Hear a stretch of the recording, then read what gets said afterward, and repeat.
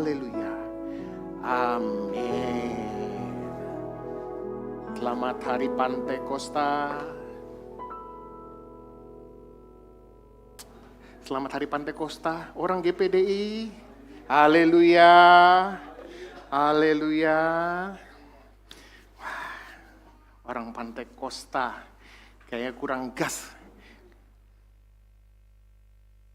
Oke, kita akan masuk, kita melanjutkan pembelajaran saudara. Yang topik selanjutnya, mungkin saudara bingung, apa sih kibla? Itu bahasa Inggris saudara, saya iseng aja saudara. Kibla itu artinya kiblat saudara. Tahu ya, kalau orang muslim, teman saudara-saudara kita berdoa, dia menghadap ke arah kiblat. Ya, mungkin teman-teman yang muslim atau dulu yang pernah punya teman muslim atau pernah muslim sebelumnya, tahu kiblat itu adalah arah kita berdoa. Terima kasih buat tim pastoral, Bapak Gembala untuk mengizinkan saya untuk membawakan firman di tempat ini. Kita masuk dalam Kejadian 23 ayat 1 sampai 20. Topiknya mungkin agak sedikit, kok bicaranya kok beda nih, ada apa nih? Saudara, tolong diingat, saya mungkin kalau Tuhan berkehendak, tidak ada tambahan-tambahan lagi. Kisah Abraham ini akan selesai 2 topik lagi. Jadi hari ini plus 2 topik lagi. Jadi kita akan menutup seri Abraham mungkin di bulan Juli atau Agustus. Oke? Jadi Kejadian 23 ayat 1 sampai 20. Sarah hidup 127 tahun lamanya. Itulah umur Sarah. Kemudian matilah Sarah di Kiryat Arba, yaitu di Hebron, di tanah Kanaan. Lalu Abraham datang, meratapi dan menangisinya. Sesudah itu Abraham bangkit dan meninggalkan istrinya yang mati itu, lalu berkata kepada Bani Het. Saya stop dulu di situ, nanti silakan saudara baca di situ. Saudara ingat satu cerita, satu pasal sebelum itu dia bicara tentang Ishak dipersembahkan saudara. Kok tiba-tiba pasal 23, jrek, Sarah meninggal. Nah, kalau kita baca Alkitab memang kesannya nggak ada, tapi kita baca tradisi orang Yahudi. Orang Yahudi itu suka punya tradisi rabbinik. Jadi ya entah dia bikin cerita, legenda, kayak kita punya dulu Gunung Tangkuban Perahu. Ya, ada Malin Kundang untuk menggambarkan fenomena. Tapi orang Yahudi punya tradisi. Nah, salah satu yang bicara tradisi ini adalah yang namanya Abraham bin Ezra atau yang dikenal sebagai Aben Ezra. Jadi ceritanya kalau menurut tradisi orang Yahudi, ketika waktu Sarah lagi di rumah, kan Abraham bawa pergi. Ada yang bilang Abraham bawa pergi Ishak itu lapor istrinya, ada yang dia bilang bawa diam-diam, nggak ngasih tahu saudara, untuk dipersembahkan. Menurut tradisi orang Yahudi, jadi ada beberapa cerita di situ. Sarah nggak dikasih tahu, tiba-tiba datanglah setan katanya. Setan datang, lalu ngegosok-gosok, wih anakmu mau dibunuh sama Abraham. Ketika proses terjadinya Abraham mau membunuh itu, tiba-tiba kalau menurut tradisi lagi, terdengarlah suara shofar 3 kali kalau nggak salah. Makanya ketika cerita ini selalu dibacakan ketika kisah persembahan dari Ishak. Itu selalu di awal tahun, di acara tahun baru orang Yahudi, ini cerita selalu dibacakan. Terdengar bunyi itu, lalu Sarah rasa anaknya sudah mati, dia patah hati, lalu mati seketika, serangan jantung. Menurut tradisi. Ya, dia meninggal shock karena shock dia, patah hati mendengar kematian dari Ishak. Itu ditulis oleh Pirkei. Nah, uniknya kita harus tahu bahwa cerita ini kenapa saya harus mulai dari sini, saudara. Saudara harus ingat dalam hidup kita, semua itu akan ada akhirnya. Suami istri, ingat suamimu tidak hidup selama-lamanya, walaupun dulu Raffi Ahmad nyanyi sekarang atau 50 tahun lagi. Ada yang aku masih mencintaimu 1000 tahun lagi. Uset. Ketemu 2-3 hari aja kadang-kadang saudara empet sama suami saudara, betul? Ada yang ketawa kayaknya. Ada yang berasa kah? Saudara 4 ketemu suami saudara atau saudara 4 ketemu istri saudara. Tapi saudara harus ingat, Alkitab bilang ketika saudara berjanji, aku akan mengasihimu sampai meninggal.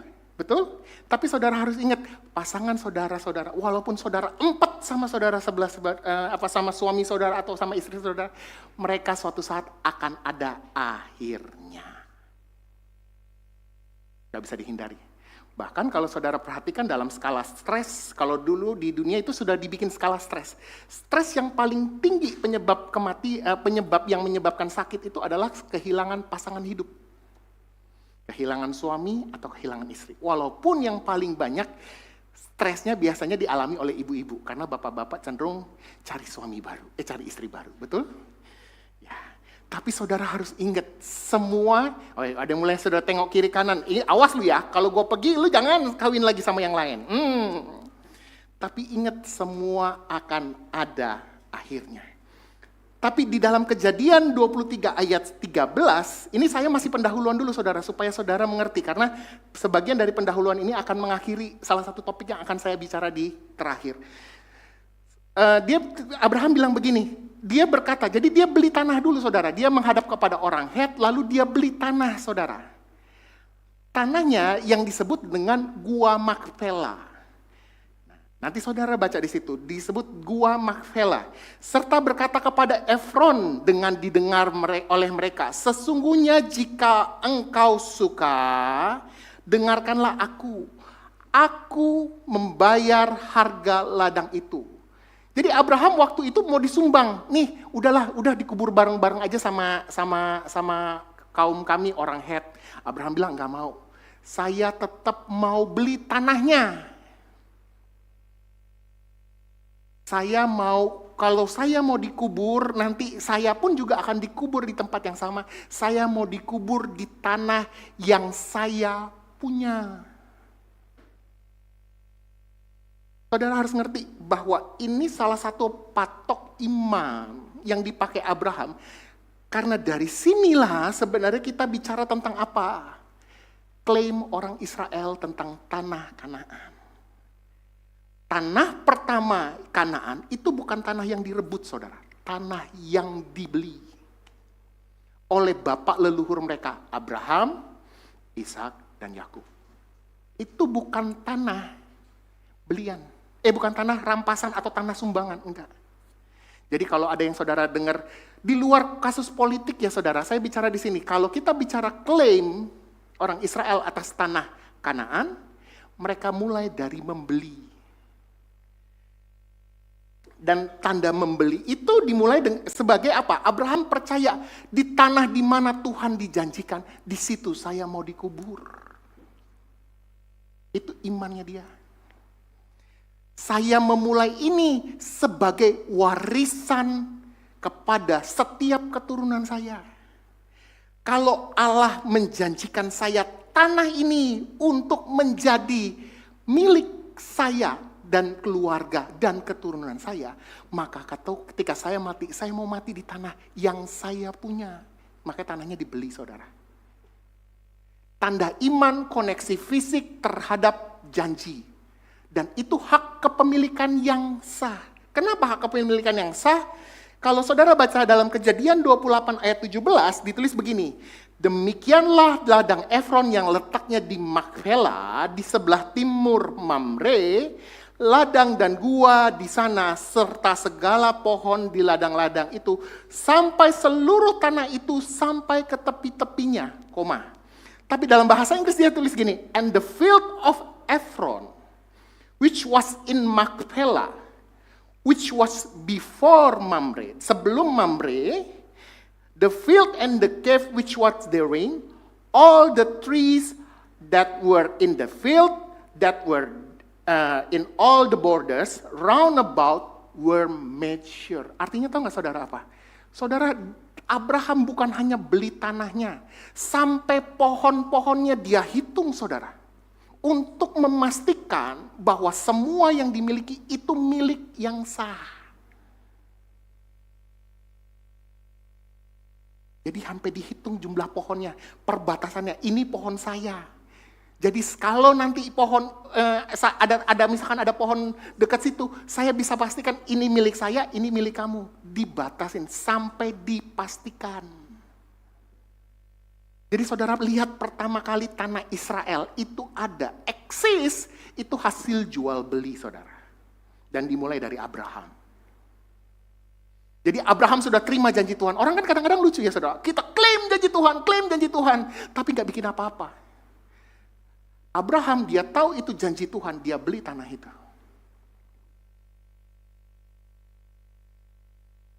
Ini bukan sekedar asal klaim. Kekristenan itu bukan cuma bicara kita klaim janji Tuhan. And you do nothing. Tuhan akan menjadikan saya sukses. Lalu saudara tidur-tiduran main Mobile Legends. Itu bukan janji Tuhan. Tuhan akan memberkati saya. Tapi saudara malas di rumah tidur-tiduran gak mau kerja. Itu bukan janji Tuhan. Kalau saudara percaya sama janji Tuhan. Ketika Tuhan bilang Tuhan akan memberkatimu. Engkau pergi bekerja. Kerja dengan benar. Itulah janji Tuhan. Dan itu tanda engkau percaya dengan janji Tuhan. Nah, baru kita masuk ke topiknya saudara, kiblat. Kiblat itu kan orang menghadap ya. Nah, kalau kita baca tadi di ayat 17, di sebelah timur Mamre. Jadi ini diulang sampai 2 kali. Sesudah itu di Kejadian 23 ayat 19 dia bilang gini, sesudah itu Abraham menguburkan Sarah istrinya di dalam gua ladang Makpela itu sampai hari ini masih ada saudara. Disebut kuburan dari kaum patriark. Jadi Abraham istrinya, Ishak istrinya, Yakub istrinya dikubur di situ saudara. Di sebelah timur Mamre, yaitu di Hebron, di tanah Kanaan. Tapi kalau saudara baca dalam bahasa aslinya, dia nggak bilang di sebelah timur saudara.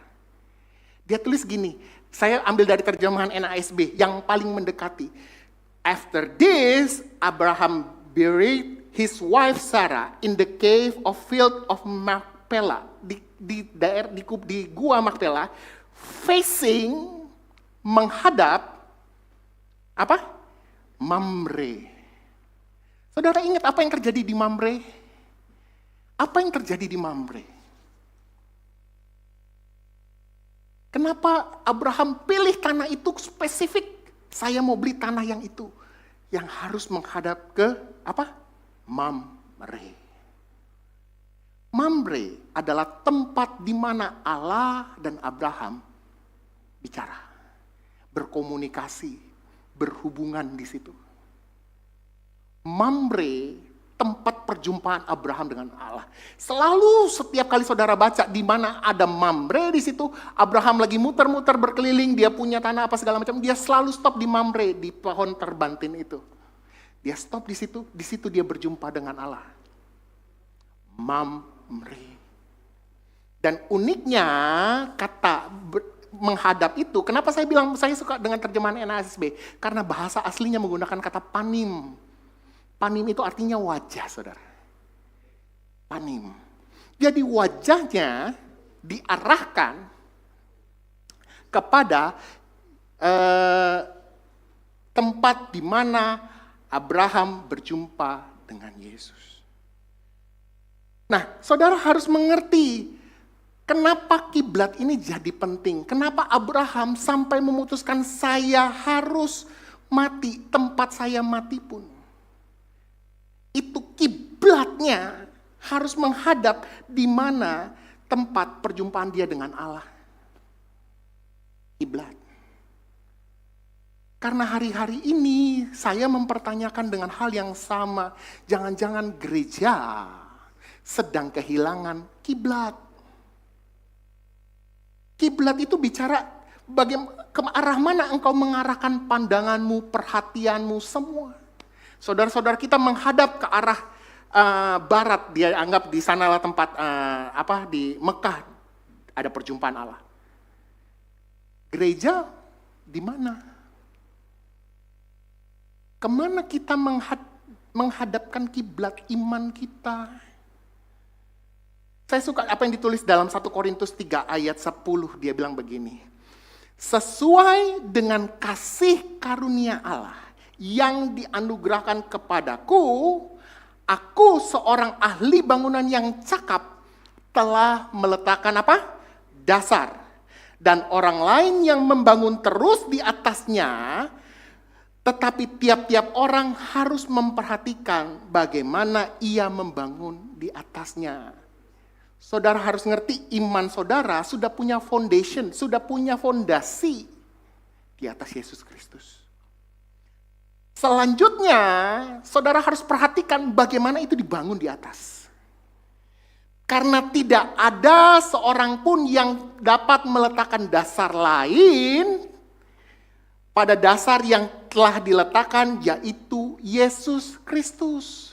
Jadi kalau saudara sudah tahu fondasimu adalah Yesus Kristus, saudara harus bangun di atas yang sama. Tapi saudara tahu nggak ayat ini dimulai dari cerita apa, saudara? Cerita rebutan siapa yang paling benar? Rebutan pendeta. Saya didikan Apolos. Saya didikan Paulus. Yang satu lagi bilang saya didikan Petrus. Semua orang merasa diri paling benar. Hari ini bukankah kita lagi sibuk kalau saudara perhatikan di sosial media. Saya kaget. Saya punya threads tiba-tiba sibuk. Isinya berantem. Ada yang mendukung dan membela pendeta dari gereja X. Ada. Cuman ribut, gereja begini. Wah, yang satu trauma, yang satu membela. Ribut urusan gitu. Pendeta, kita membela pendeta lebih tinggi daripada kita membela iman kita kepada Yesus. Sedih, saudara. Kiblat iman kita bukan didasarkan pada Yesus Kristus. Kita tidak datang ke gereja cari firman Tuhan. Kita ke gereja cari siapa pendetanya. Kita sedang berada pada kiblat yang salah. Sibuk, yang penting pendetanya ini. Harus ini pendetanya. Pendeta saya paling benar. Walaupun kita tegur alasannya, salah itu pendetanya. Jangan mengusik apa? Biji. Saudara selalu ingat kan ayat itu? Itu adalah ayat hafalan. Pendeta salah, pendeta benar, jangan diusik biji. Saudara paham? Kita sedang beralih kiblat kita daripada menghadap Kristus menjadi menghadap pendeta. Saudara harus ngerti, fondasimu adalah Yesus Kristus. Engkau harus bangun di atasnya. Setiap orang harus saling memperhatikan, bukan memperhatikan siapa pendetanya. Setiap batu ajaran yang saudara taruh dalam hidup saudara harus saudara perhatikan. Itulah sebabnya kenapa di gereja ini setiap hamba-hamba Tuhan itu enggak itu. Kenapa saudara? Nanti ini lagi, nanti Dr. Sam lagi, nanti Pastor Morton lagi, nanti gembala lagi. Itu aja bosen kita lihatnya. Tapi saudara tahu nggak? Kami, Bapak Gembala dan tim pastoral pengen memastikan bahwa setiap batu yang ditaruh di atas bangunan iman saudara itu berada pada fondasi yang tepat, dan setiap bangunan dipastikan bahwa saudara tetap pada fondasi yang sama. Kenapa? Kenapa ini harus diperhatikan? Karena hari-hari ini gereja, saya boleh ngomong lebih tajam lagi ya. Saya minta kemarin sebelum saya khotbah ini saya udah minta izin, saya sungkem sama Bapak Gembala. Mohon izin saudara, saya agak julid saudara. Tapi saudara harus mengerti, hari ini gereja sedang memperalat Allah. Saya ngomong lebih tajam lagi, gereja, apalagi gereja Pantekosta. Saya nggak bicara Pantekosta yang mana ya, kita pun di GPDI sekarang. Tapi bukan itu, semua aliran Pantekosta sedang memperalat Allah. 2 Korintus 4 ayat 2, tetapi kami menolak segala perbuatan tersembunyi yang memalukan. Kami tidak berlaku licik dan tidak memalsukan firman Allah. Sebaliknya kami menyatakan kebenaran dan dengan demikian kami menyerahkan diri kami untuk dipertimbangkan oleh semua orang di hadapan Allah. Ibrani 13 ayat 8 dan 9, Yesus Kristus apa? Tetap sama. Baik kemarin maupun hari ini maupun selama-lamanya. ayat 9. Oleh sebab itu janganlah kamu disesatkan oleh berbagai-bagai ajaran asing. Sebab yang baik ialah bahwa hati kamu diperkuat oleh kasih karunia dan bukan oleh pelbagai makanan yang tidak memberi faedah kepada mereka yang menuruti aturan-aturan makanan macam itu. Ibrani itu lagi sibuk saudara. Kitab Ibrani itu spesifik sekali ketika dia bicara tentang ada orang-orang Kristen Yahudi tapi masih sibuk mempertahankan hukum Taurat. Gak boleh makan ini, gak boleh makan babi, haram. Main judi boleh. Makan babi boleh, enggak boleh, haram. Main perempuan boleh. Sibuk dengan aturan-aturan. Ke gereja harus apa? Baju putih-putih. Di sorga nanti pakai baju putih. Atas kepala mahkota emas. Saudara sadar gak? Kita menjadikan Allah sedang menjadi sebagai alat. Saya kaget saudara, satu khotbah. Saya sempat share ke Bapak Gembala, ini cukup kita berdua yang tahu. Tapi ini ada satu orang hamba Tuhan. Gak usah sebut sinodenya, gak sebut gerejanya.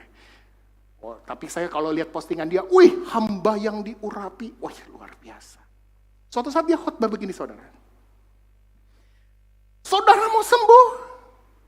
Sayangi Yesus, hormati Yesus. Saudara harus memberi kepada Tuhan. Saudara harus pelayanan. Kedengarannya rohani saudara. Tapi tahu gak saudara? Yesus jadi alat saudara buat sembuh. Saudara sedang menjadikan Yesus jadi alat. Dan hari ini khotbah-khotbah segitu. Terkesannya tuh rohani saudara. Tapi sadar gak saudara? Saudara sedang memperalat orang itu. Ketika saya dengar khotbah itu, saya pikir baik-baik. Lalu kalau ada hamba Tuhan kena stroke, apakah dia kurang pelayanan? Apakah dia kurang sayang sama Yesus? Kalau ada hamba Tuhan kena sakit kanker, apakah dia kurang berkorban? Seakan-akan cara kita untuk mendapatkan keinginan kita adalah menjadikan Yesus sama seperti dewa-dewa.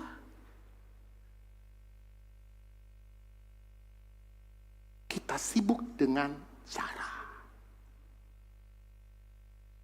Lalu ada seorang pendeta lagi, dia khotbah. Luar biasa sekali. Pendeta ini selalu dia bilang, berdoa adalah seni. Seni apa? Ya kadang-kadang kita harus cari gimana selanya, caranya. Seakan-akan Tuhan itu perlu cari bagaimana Tuhan senang. Kita seperti memperalat Tuhan. Ini penting saudara. Kalau saudara tidak mulai dari dasar imanmu saudara, nanti kehidupanmu selanjutnya. Abis ini saya bicara tentang bagaimana dengan suami istri. Bagaimana dengan berkeluarga. Tapi mulai dulu dari imannya. Kalau saudara punya iman dasarnya benar, maka kebawahnya tuh seharusnya maka aplikasi hidupmu bermanfaat. Sekarang pertanyaan saudara, kita GPDI. Pertanyaannya, saudara doa 10 malam. Wah, ini sensitif sekali saudara. Ingat-ingat ya, awas nih. Jangan di-highlight yang ini. Yang ini jangan di-highlight. Yang lain boleh, yang ini jangan. Saudara doa 10 malam. Pertanyaannya, tujuannya apa? Semua akan bilang, supaya dipenuhkan oleh Roh Kudus. Betul? Maka pertanyaan selanjutnya, setelah 10 malam, apakah Roh Kudus tidak memenuhi hidup saudara? Hari-hari ini orang sibuk datang ke gereja cuma 10 malam. Sisanya ngapain? Ke gereja. Tujuan saudara dipenuhi Roh Kudus supaya apa? Tujuan saudara cuman berhenti pada berbahasa lidah. Saya suatu saat lihat di TikTok saudara. Di TikTok kebetulan lewat. Jadi ada orang lagi entah agama apa atau dia kepercayaan apa, seperti ada ruqyah atau apa, pokoknya dia pakai ilmu yang wush, wush, wush, gitu loh. Wah, yang satu begitu, yang di video sini juga begitu. Terus yang di atas ya wah, wah gitu. Kita lihat seru saudara, wah. Kita ketawa ngelihatnya, tapi hari ini pertanyaannya ketika kita dipenuhkan Roh Kudus, tujuannya untuk apa?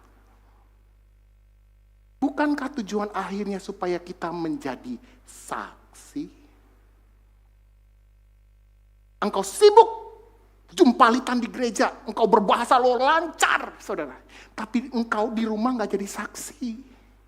Suami tidak menjadi saksi bagi istri, istri tidak menjadi saksi bagi suami. Engkau orang tua tidak jadi saksi buat anak-anak. Engkau orang yang sekolah gak jadi saksi buat teman-temanmu. Wah, aku lancar berbahasa roh, tapi sekolahmu amburadul. Itukah karya Roh Kudus?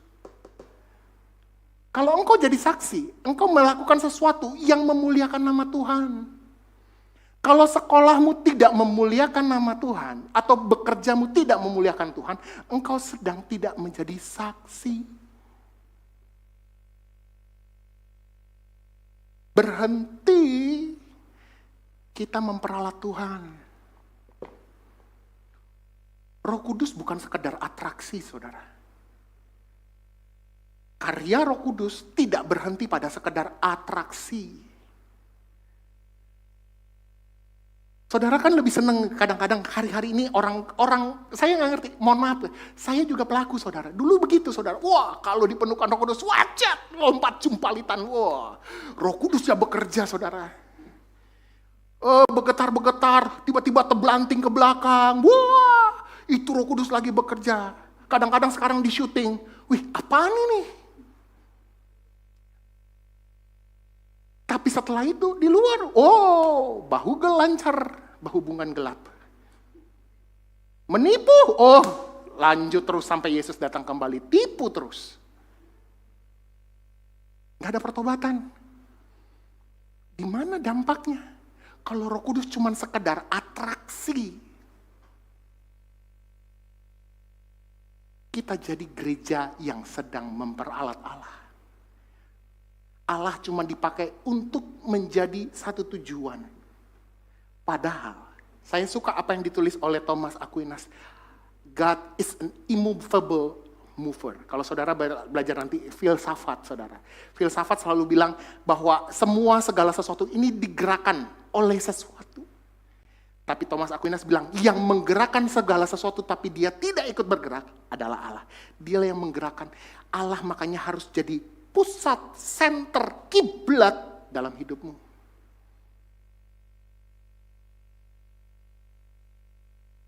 Jangan kolek temu. Sibuk untuk menggerakkan Tuhan. Tuhan tidak akan bergerak. Dia yang menggerakkan hidupmu. Makanya saya suka, Tuhan Yesus tidak berubah. Saudara nyanyi, Tuhan Yesus tidak berubah. Saudara tahu dia tidak berubah. Tapi kenapa saudara percaya dia bisa berubah kalau saudara punya dosa? Semua masalah yang terjadi dalam hidupmu seakan-akan Tuhan berubah terhadapmu. Padahal Yesus tidak berubah. Kemarin, hari ini, sampai selama-lamanya. Dia tidak berubah. Roh Kudus ditaruh di tempat di dalam hati kita untuk selama-lamanya. Kenapa kita percaya Roh Kudus teh celup? Naik, turun, naik. Kita senang nyanyi, jangan ambil rohmu dariku. Nyanyi kepenuhan Roh Kudus tapi nyanyi lagu itu, tahu saudara. Padahal itu lagu adalah bicara tentang Daud. Di mana waktu itu darah Yesus belum tertumpah. Jadi Roh Kudusnya memang naik turun. Kalau dia itu dia tinggalkan. Makanya Roh Kudus tidak pernah berduka, saudara. Begitu lihat dia ada dosa, dia kabur. Tapi Alkitab setelah dalam perjanjian baru ditulis, Roh Kudus bisa berduka. Kenapa dia berduka? Dia lihat kelakuan lu berbuat dosa.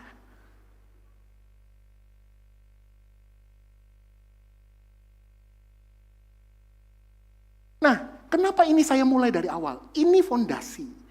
Maka selanjutnya kita masuk dalam kiblat pernikahan. Dalam engkau menikah, kenapa ini salah satu yang paling penting? Saudara, hari ini, saya kaget saudara. Saya baca berita, di satu daerah di Jawa saudara. Di daerah, G lah, nanti saudara cari-cari. Saya kebetulan pas lagi nonton TikTok saudara. Dan sampai hari ini, sampai bulan ini, perceraian sudah mencapai 3.000 saudara. 3.000. 3.000 pasangan bercerai. Sampai ada yang komen di dalam itu ya, wih sekarang oleh-oleh daerah tersebut bukan oleh-oleh makanan, janda. Kita ketawa saudara, tapi hari ini pernikahan seakan-akan gampang. Pacaran yang penting ganteng. Beda iman, gak apa-apa, hantam terus. Pacaran yang penting kaya, padahal yang kaya bapaknya.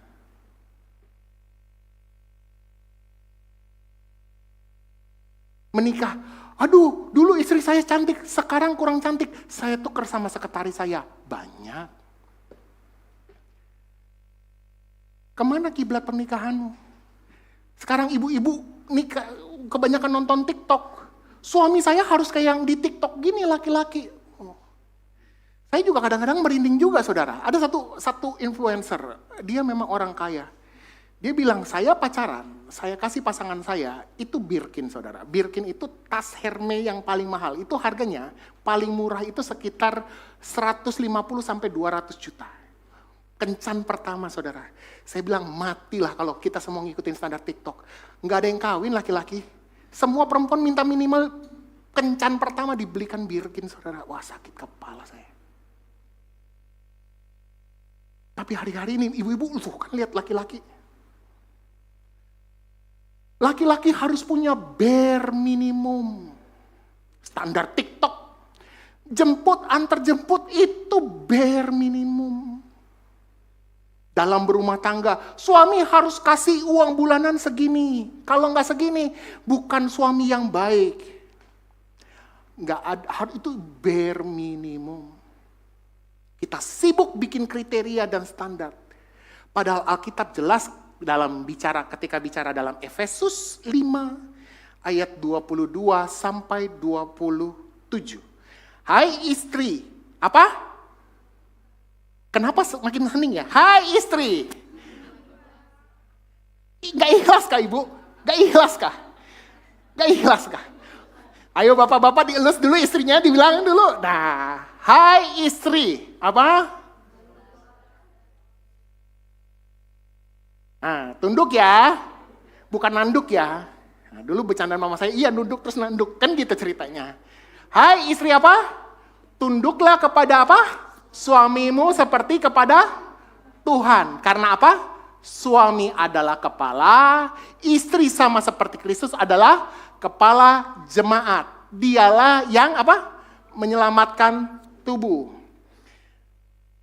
Karena itu sebagaimana jemaat tunduk kepada Kristus, demikian jugalah istri kepada suami dalam waktu kaya aja. Waktu suami banyak duit, waktu suami nggak ada duit lalu ditinggal, lalu tidak nunduk lagi, nanduk. Dalam apa? Segala sesuatu, semua.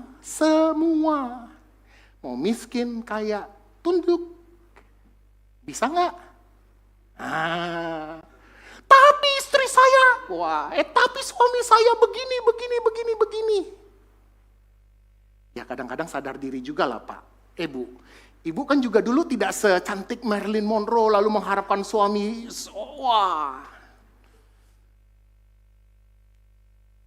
Tunduk. Kita nggak usah ngomong Roh Kudus deh.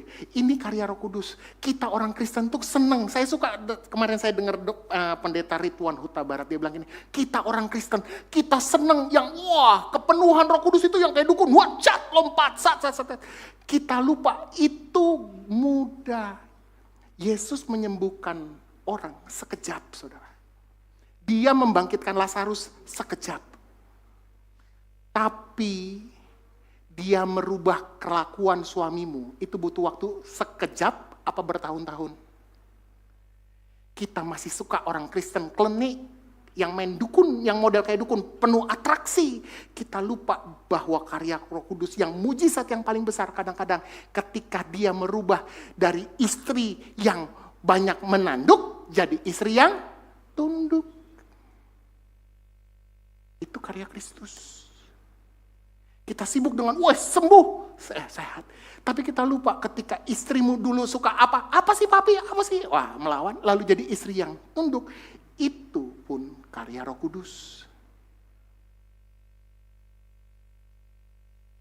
Lanjut, tadi kan ibu-ibu kita sepakat ya. Nah, sepakat nih. Itu bare minimum di dalam Alkitab. Itu kiblat dasar pernikahanmu. Lanjut, ayat 5. Hai suami. Oh, cuma Bapak Gembala yang mengasihi, yang lain kagak. Kenapa? Kak, kepahitan kah? Kenapa? Aduh, mulut istri saya lebih tajam dari golok Pak Pendeta. Sakitnya tuh di sini.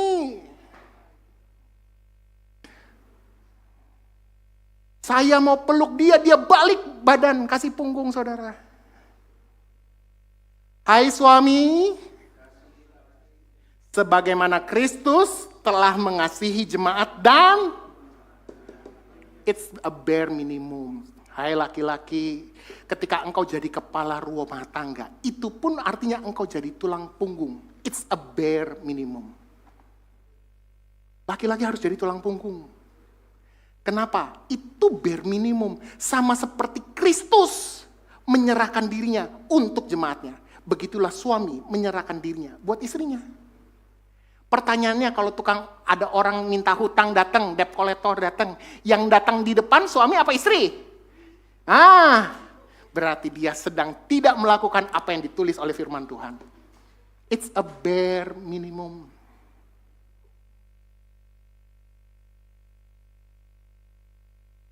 Untuk menguduskannya sesudah ia menyucikannya dan memandikannya dengan air dan firman. Supaya dengan demikian ia menempatkan jemaat di hadapan dirinya dengan cemerlang, tanpa cacat, atau kerut, atau yang serupa itu. Tetapi supaya jemaat kudus dan tidak bercela. Hai suami, walaupun istrimu sudah kisut, dia tetap cemerlang dan tidak bercacat celah. Jadi, kalau istrimu pengen lihat make up, dia pengen menunjukkan dia tetap cemerlang dan tidak bercacat celah. Cantik itu tidak cukup dengan air kobokan cuci muka. Tapi saudara harus mengerti, itulah hubungan suami istri. Kenapa dia bilang kiblatnya kepada Yesus? Maka kita nggak sibuk ngomongin di sini, hei suami jangan selingkuh sama perempuan lain. Kalau suami ngerti dia gambaran Kristus kepada gereja dan istri tunduk kepada suami seperti jemaat tunduk kepada Kristus, selesai urusan rumah tangga, nggak ribut. Kiblatmu adalah kepada Yesus. Suami dan istri adalah satu pasangan yang saling terbuka, komunikasi. Gak perlu saudara manipulasi. Wah, saudara seni menaklukkan suami. Wah, adakah cara begitu?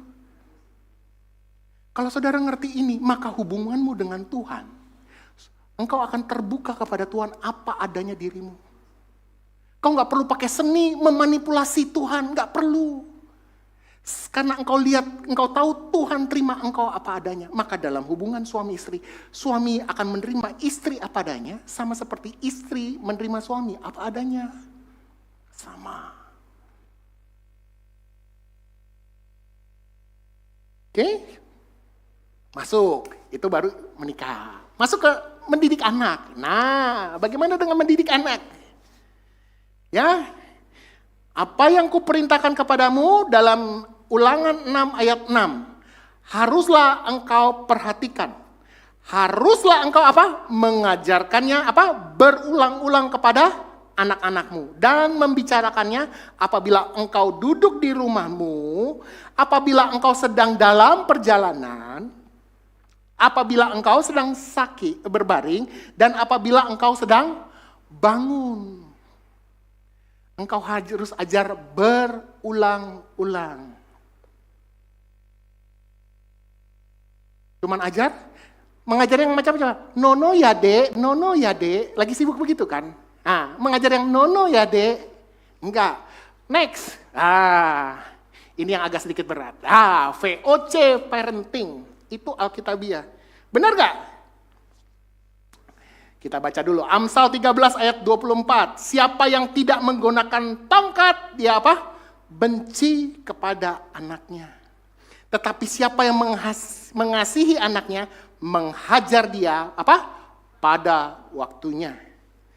Tongkat dan teguran mendatangkan hikmat. Tetapi anak yang dibiarkan mempermalukan ibunya. Saudara harus mengerti, ketika kita bicara kasih karunia, kita bukan bicara kasih karunia yang murahan. Seakan-akan anak tidak boleh dididik. Nono ya dek, nono ya. Waktunya dia harus dirotan. Nanti ini kapan-kapan kita bicara tentang parenting, nanti mungkin ada topik khusus kita bicara tentang bagaimana mendisiplinkan anak dan segala macam.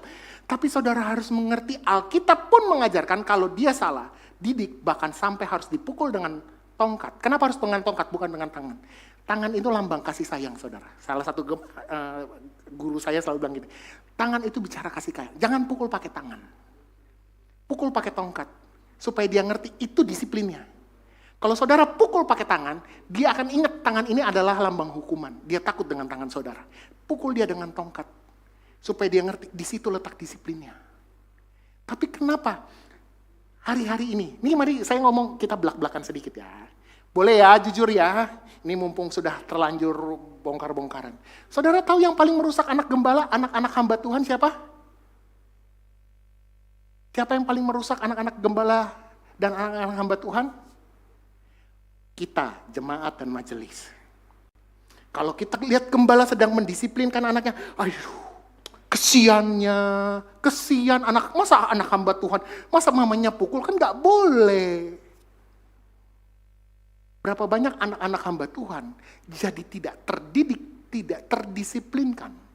Karena bapaknya lebih takut kepada jemaat, apa kata jemaat, daripada apa yang dia harus kerjakan sebagai orang tua.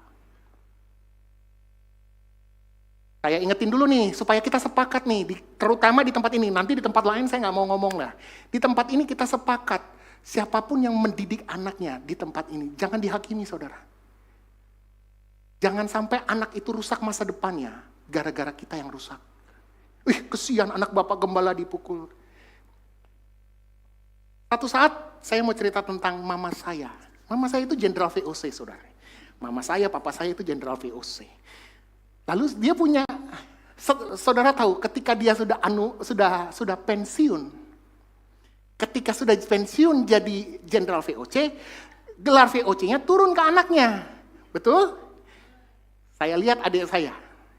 Mama saya kadang-kadang suka ngeliat kan, dia mendisiplinkan adik saya yang laki-laki mendisiplinkan.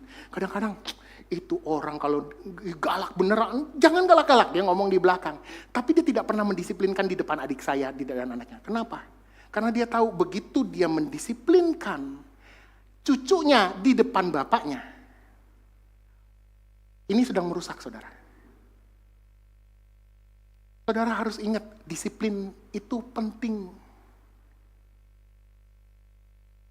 Ini keputusan saudara. Saudara mau bangun anak itu warisan dari Tuhan. Dia yang nerusin. Tapi hasil terusannya itu kan seperti apa? Itu tergantung bagaimana saudara mendidik hari ini. Saudara mau sayang dia seperti Tuhan mengasihi, ya silakan. Tapi Tuhan yang sama juga mendisiplinkan, mendidik. Jangan kita, aduh kesian ya, dipok. Kita sedang tidak mendisiplinkan. Oh nanti kalau mama marah aja depan si tante itu, atau marah aja depan si Om Sam. Karena Om Sam nanti, wih sini kesian. Kita sedang ngerusak. Karena anak itu tidak mendapatkan disiplin yang seharusnya. Dia kabur. Berapa banyak yang akhirnya anak-anak hamba Tuhan rusak. Karena jemaat. Saudara-saudara pelakunya kadang-kadang. Mari belajar disiplin. Karena ini satu keputusan. Anak masih kecil, itu sama seperti pohon yang baru bertunas. Semakin saudara tidak mau mendisiplinkan dia bertumbuh berantakan. Nanti udah gede, udah rusak. Siapa yang mau tanggung jawab? Saudara? Enggak, orang tuanya. Penting kiblatmu mendidik. Mendidik di dalam Kristus bukan tanpa disiplin. Saya kadang-kadang mohon maaf nih ya, kadang-kadang pendeta yang baik itu tanpa disiplin, salah. Kalau anak itu udah salah tidak didisiplinkan, dia sedang tidak mendidik sama seperti Kristus mendidik. Lihat, disiplin. Next. Makanya saya bilang, berkeluarga yang berkiblat kepada Kristus, dari cara engkau berhubungan suami istri, sampai engkau mendidik anak-anakmu, itu satu keputusan. Kenapa saudara bawa anak-anak ke sekolah minggu? Itu keputusanmu untuk mendidik anak-anakmu ke dalam Kristus.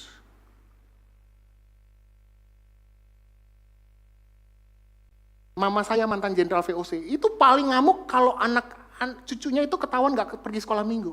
Gak bisa, pergi sekolah minggu. Jenderal VOC kadang-kadang jiwa VOC-nya masih ada keluar ke bapaknya. Karena tanggung jawab orang tua bahwa dia mengenal kepada Kristus. Kita salah kadang-kadang, tanggung jawab guru sekolah minggu untuk mendidik anak-anak mengenal Kristus. No, itu tanggung jawabmu sebagai orang tua. Kalau engkau pengen mendidik anakmu lepas dari Kristus, silakan. Tapi jangan salahkan. Itu salah guru sekolah minggunya nggak benar. Enggak, itu salah kamu mendidik. Mau sampai kapan? Orang tua harus mulai ambil tanggung jawabmu. Engkau sebagai orang tua, ambil. Itu tanggung jawabmu mendidik. Makanya dalam Yosua 24 ayat 15 dia bilang begini, tetapi jika kamu anggap tidak baik untuk beribadah pada Tuhan, pilihlah pada hari ini kepada siapa kamu akan beribadah. Allah yang kepadanya nenek moyangmu beribadah di seberang sungai Efrat, atau Allah orang Amori yang negerinya kamu diami, tetapi aku, Yosua sebagai kepala keluarga bilang, aku dan seisi rumahku, kami akan beribadah kepada Tuhan. Itu keputusan, terutama keputusan yang harus diambil oleh kepala keluarga. Jangan lempar tanggung jawab, anakmu rusak, anakmu hidup liar, itu bukan tanggung jawab orang lain, itu tanggung jawabmu sebagai orang tua. Makanya dari hari ini kenapa gereja adakan sekolah minggu dan segala macam, itu wadah. Tapi engkau sedang dipersiapkan anak-anakmu supaya anak-anakmu hidup benar di hadapan Tuhan. Itu bukan tanggung jawab orang lain. Next. Nah, terakhir saudara, deket-deket terakhir. Nah ini agak soft saudara, aman, sudah selesai julidnya. Tapi saudara tahu nggak kenapa saya sangat tertarik dengan kata wajah ini, panim, makanya saya tulis kata kiblat. Saudara ingat gak kalau Bapak Gembala suka bacain berkat, doa berkat? Salah satunya ayat ini yang diambil. Dalam Bilangan 6 ayat 24. Tuhan memberkati engkau dan melindungi engkau. Tuhan menyinari engkau dengan wajahnya dan memberi engkau kasih karunia. Tuhan menghadapkan wajahnya. Kenapa Tuhan sampai tulis 2 kali wajahnya? Saudara tahu, wajah Tuhan itu bicara tentang perkenanan Tuhan. Wajah Tuhan itu bicara His favor. Saudara harus tahu kalau dalam Keluaran 33, nanti saudara baca ceritanya. Bangsa Israel berbuat dosa, Tuhan bilang, sudah aku lepas tangan sama bangsa Israel, nggak mau. Enggak. Musa bilang jangan Tuhan. Dia minta Tuhan. Makanya keluar, bila engkau tak besertaku, ku tak mau berjalan. Itu dia diambil dari Keluaran 33 itu. Tapi saudara tahu yang paling menarik saudara? Musa bilang, Tuhan kalau begitu aku pengen lihat engkau Tuhan. Coba next gambarnya. Tapi Musa tidak pernah lihat wajah Tuhan. Tuhan bilang kamu akan lihat hanya punggung. Kau cuman Tuhan kasih lihat punggung. Tapi dalam doa berkat unik dia bilang Tuhan menyinari engkau dengan wajahnya. Tutup, Musa nggak boleh lihat. Kalau saudara baca nanti di Ulangan ada Musa melihat Tuhan muka dengan muka. Itu bukan bicara muka dengan muka secara literal ya saudara. Itu bicara secara Hebraism, seperti ungkapan kedekatan Musa dengan Tuhan. Tapi Musa tidak pernah lihat Tuhan muka dengan muka. Dia nggak bisa lihat Tuhan. Dia cuma lihat punggungnya doang. Tapi saudara, ketika Pak Gembala baca doa, Tuhan memberkati engkau, Tuhan menyinari engkau dengan wajahnya. Artinya engkau sudah mendapat perkenanan Tuhan. Kenapa Abraham sampai dia mati pun dia memutuskan nggak mau, saya mau kiblat saya mau tetap ngelihat kepada Mamre karena dia tahu dia berkenan di hadapan Tuhan. Itulah perkenananmu. Kalau engkau sudah lihat wajahnya, di sana dia berkenan, masa engkau sibuk cari punggungnya Tuhan? Engkau ke gereja, engkau sibuk cari punggungnya Tuhan, sedangkan Tuhan sedang menyinari engkau dengan wajahnya. Tuhan menghadapkan, artinya Tuhan positioning, Tuhan pasang mukanya ke hadapan kalian.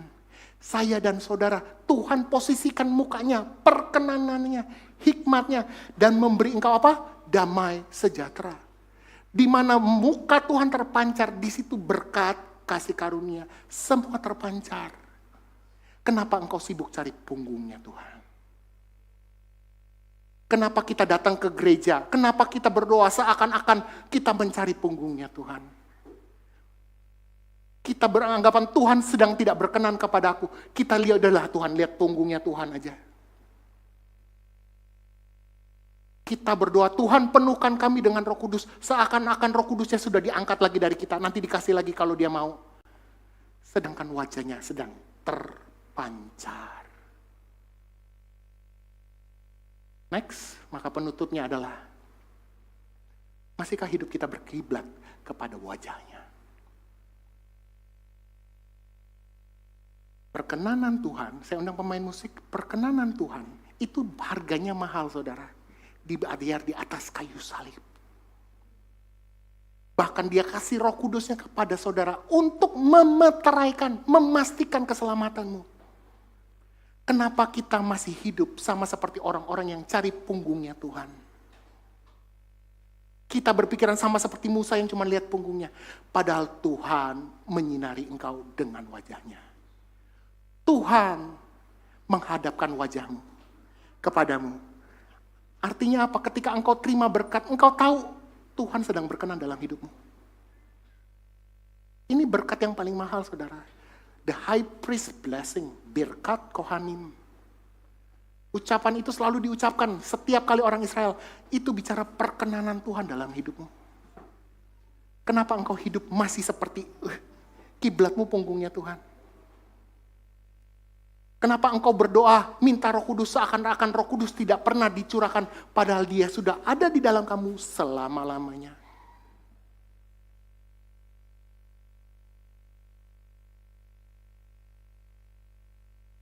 Mari. Coba di F.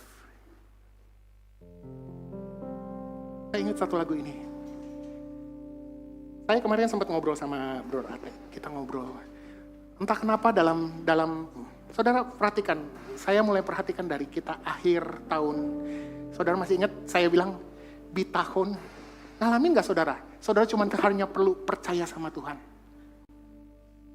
Terus khotbah setiap minggu, setiap bulan, kok arahnya saudara kok ngerasa kita sedang dipersiapkan di hari-hari sulit saudara.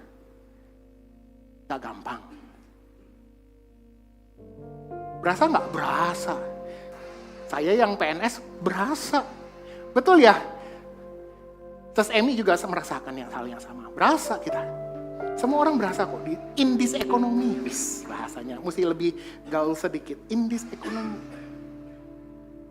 Tapi saudara tahu. Semakin engkau dalam masa yang penuh gejolak. Ini waktunya saudara untuk tetap arahkan pandanganmu kepada Tuhan. Sampai nanti saudara mati, ingat perjanjian Tuhan, dia tidak pernah tinggalkan saudara. Dan itu engkau bukan hanya berhenti padamu, turun menurun. Anak-anak cucumu harus sama seperti itu. Jangan sampai mereka pergi meninggalkan apa yang sudah menjadi perkenanan Tuhan dalam hidupmu. Jangan sampai mereka nggak nikmatin. Itu tanggung jawabmu sebagai orang tua.